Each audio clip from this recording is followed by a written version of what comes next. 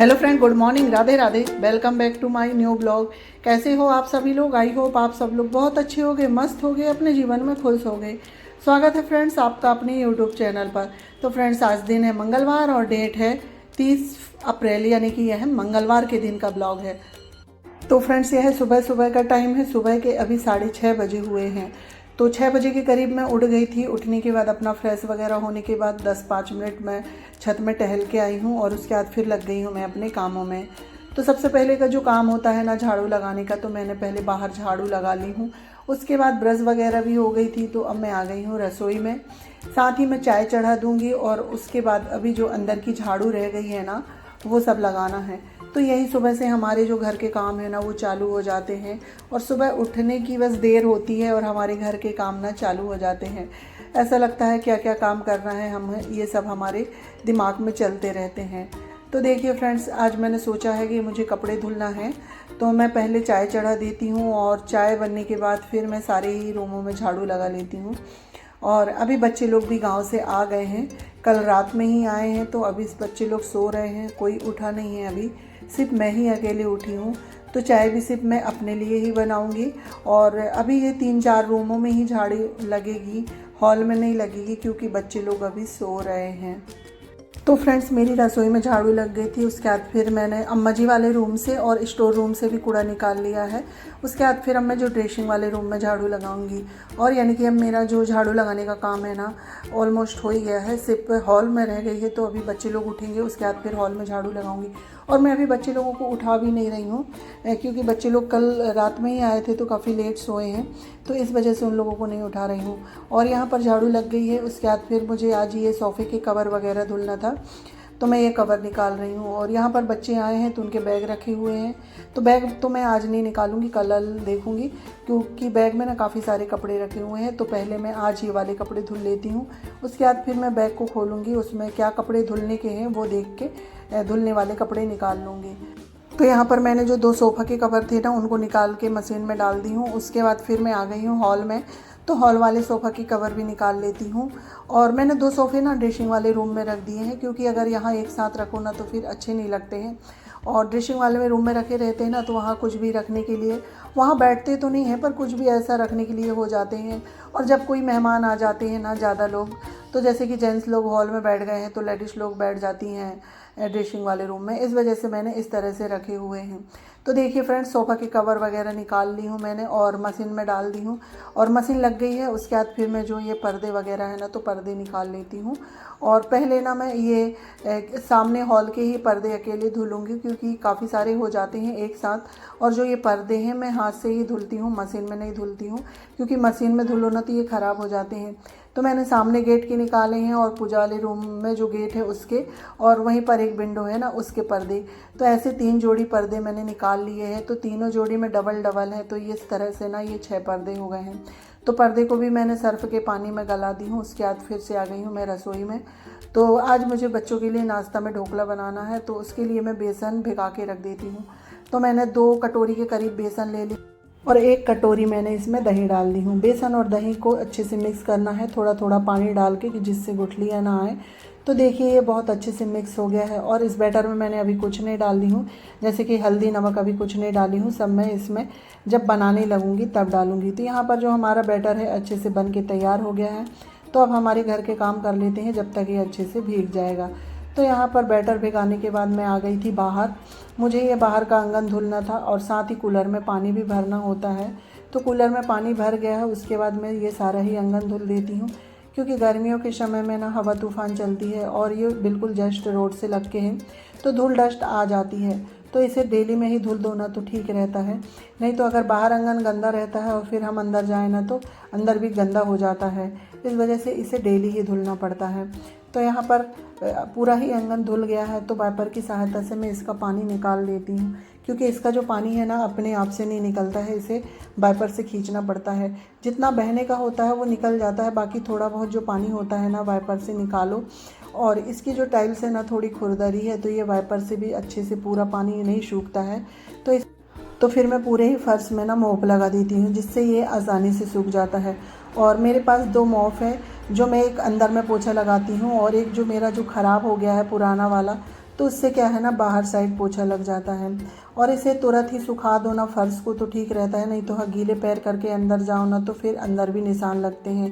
तो देखिए सारा ही आंगन मेरा अच्छे से धुल गया है और सारा ही पानी मैंने सुखा दी हूँ। अब मेरा जो बाहर का काम है हो गया है, अब मुझे कपड़े धुल के नहाना है।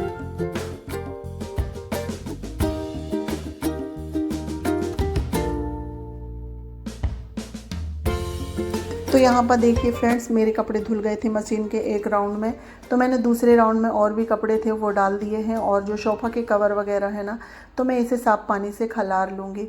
वैसे तो मैं मशीन में भी धुल लेती हूँ, पर आज मशीन में काफ़ी सारे कपड़े हैं तो ये सब करने में फिर टाइम लग जाएगा, तो मैं हाथ से ही कुछ पानी से खलार लेती हूँ। तो इससे जब तक साफ़ पानी नहीं निकलता ना, जब तक इसे पानी में डुबो के निकालते रहना है। उसके बाद फिर मैं इसे ड्राई में डाल देती हूँ।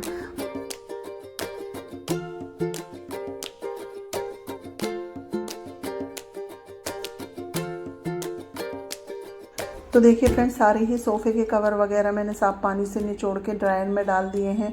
उसके बाद अब जो पर्दे हैं ना उन्हें मैं धुलने लगी हूँ। और पर्दे मैं हाथ से ही धुल रही हूँ, तो उससे धुलने में ना काफ़ी समय लग गया था और काफ़ी सारे पर्दे हो गए थे। और कुछ बच्चे लोगों के भी कपड़े थे, उन्हें भी मैं हाथ से ही धुल रही हूँ। तो ये सब करते करते ना आज बाथरूम में मुझे काफ़ी समय लग गया है, 1 घंटे के करीब लग गया। और कपड़े वगैरह धुलने के बाद फिर बाथरूम धुलो, फिर नहाओ ना, तो ये सब काम में काफ़ी समय लग जाता है। तो यहाँ पर मेरे पर्दे धुल ही गए हैं। और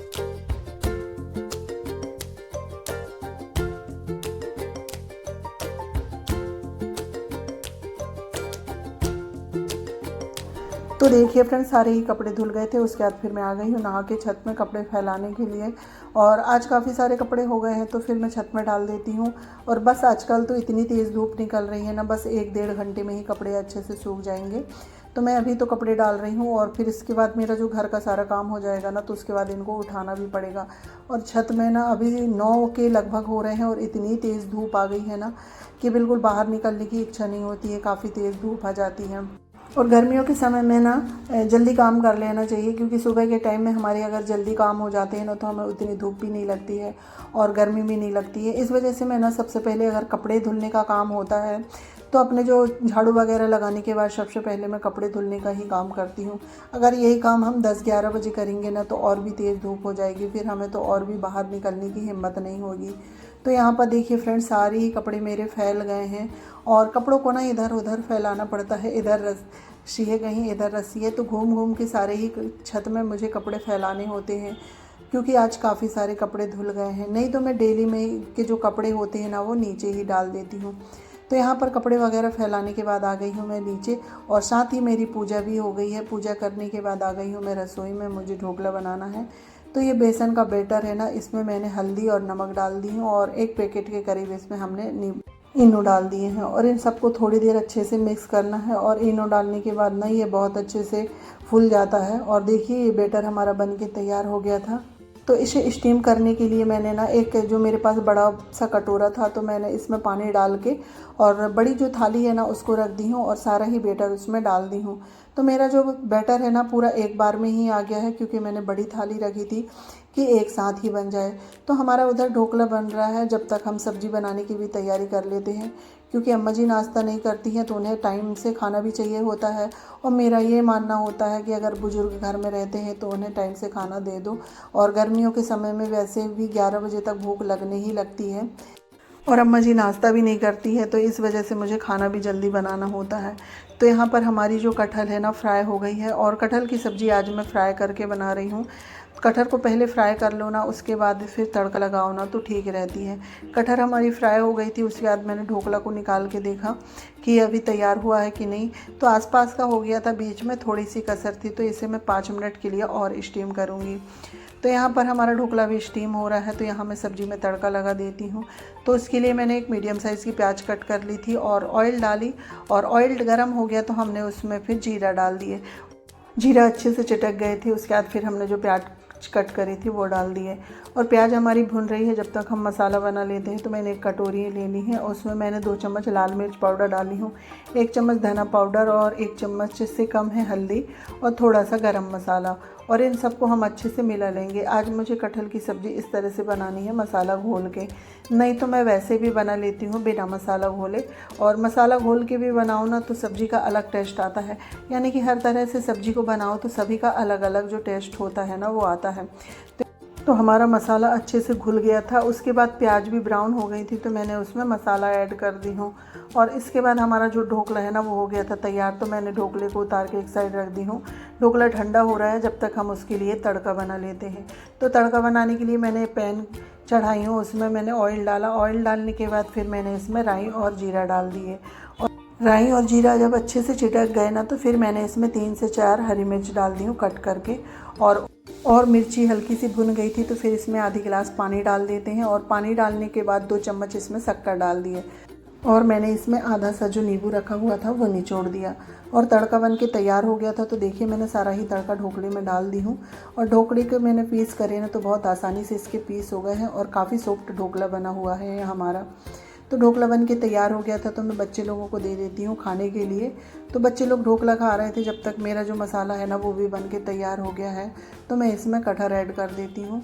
और कटहर ऐड करने के बाद इसे हम अच्छे से मसाले में मिक्स कर देंगे। और इसमें नमक भी डाल देती हूँ मैं साथ में, जिससे जो नमक डालने से थोड़ा सा पानी रिलीज़ होगा ना तो हमारी जो कटहर है मसाले के साथ अच्छे से भुन जाएगी।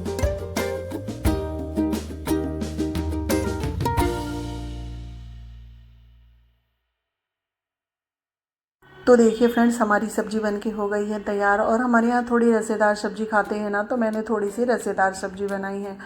उसके बाद फिर चावल भी बन गया था और मैंने रोटी भी सेक ली थी। और रोटी सिकती जाती है और सभी लोगों को खाना मैं दे देती हूँ। तो यहाँ पर सभी लोगों का खाना हो गया है और साथ में मैंने भी खा ली हूँ। खाना पीना हो गया था तो अब आती रसोई को साफ़ करने की बारी। तो यहाँ पर मैं आ गई हूँ। तो बर्तन वगैरह तो मेरे सारे ही धुल गए हैं। तो बर्तन धुलने के बाद फिर मैं करने लगी हूँ गैस को साफ़। और गैस को मैं आज अच्छे से धुलूँगी विम लगा के। तो सारी ही गैस को मैंने अच्छे से घस दी थी एक बार। और जो आसपास की टाइल्स वगैरह है ना सभी को घिस दी हूँ। उसके बाद फिर मैं पानी डाल के धुल लूँगी। तो गैस हमारी धुल गई थी। उसके बाद सूखे कपड़े से सारी गैस और गैस काउंटर को साफ़ करना है।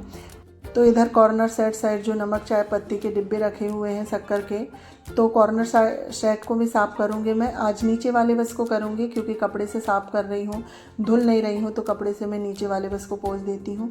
ऊपर वाले में ऑयल रखा हुआ रहता है ना तो वो थोड़ा ऑयल हो जाता है तो सारा ही कपड़ा ऑयल हो जाएगा। इस वजह से मैंने ऊपर वाले कॉर्नर सेट को साफ़ नहीं करी हूँ। कॉर्नर सेट साफ़ करने के बाद शक्कर चाय पत्ती और नमक के डिब्बे को भी मैं साफ़ कपड़े से पोंछ देती हूँ। क्योंकि हम खाना बनाते हैं ना तो कुछ भी हाथ पकड़ लेते हैं तो उससे जो डिब्बे हैं ना वो गंदे हो जाते हैं। तो सारे ही डब्बे को पोंछने के बाद फिर गैस को और जो गैस के आसपास टाइल्स है, खिड़की वगैरह है, जितनी भी जगह होती है ना स्लैब की, सारी ही मैंने साफ़ कर दी है। गैस साफ़ हो गई थी हमारी। उसके बाद फिर मैं ना यह फ्रिज साफ़ करने लगी हूँ। क्योंकि फ्रिज में भी हमने ना कितने बार हाथ लगाते होंगे फ्रिज खोलने के लिए। तो फ्रिज में भी काफ़ी से निशान हो गए थे तो कॉलिन की सहायता से मैंने फ्रिज साफ़ कर दी। उसके बाद फिर इधर आ गई हूँ। तो इधर मैं ड्रेसिंग भी साफ़ कर रही हूँ क्योंकि बच्चे लोग आ गए हैं। अब तो डेली में ही डस्टिंग का काम होगा क्योंकि बच्चे लोग कंघी करते हैं ना, पाउडर वगैरह लगाते हैं गर्मियों में तो ड्रेसिंग में काफ़ी सारा गिरा देते हैं। और गर्मियों के समय में हवा भी चलती है तो धूल मिट्टी भी काफ़ी आ जाती है। तो इस वजह से ना डस्टिंग तो डेली ही करनी होती है। तो यहाँ पर ड्रेसिंग की डस्टिंग हो गई है। उसके बाद फिर मैं जो सोफ़ा है ना इसे भी साफ़ कर देती हूँ। इनके कवर धुले हैं तो अब ये कवर भी सूख गए हैं तो मैं इन्हें साफ़ कर दूँगी। उसके बाद फिर मैं इनमें कवर भी सेट कर देती हूँ।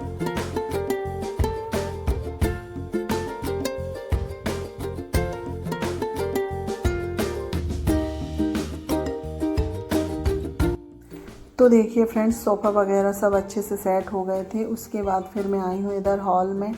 तो हॉल में पर्दे वगैरह सूख गए हैं तो इनमें पर्दे सेट करना है। तो इनकी जो रॉड है ना इसे मैं साफ़ कर लेती हूँ। और उसके बाद जितने भी पर्दे धुले थे सारे ही पर्दे में लगा देती हूँ। तो फ्रेंड्स इसी के साथ मैं अपनी वीडियो का भी एंड करती हूँ। अगर मेरा ये वीडियो आप लोगों को थोड़ा सा भी अच्छा लगे तो लाइक शेयर सब्सक्राइब करिएगा। और चैनल में नए आते हैं तो प्लीज़ सब्सक्राइब करिएगा। मिलती हूँ नेक्स्ट ब्लॉग में। जब तक के लिए बाय बाय, टेक केयर।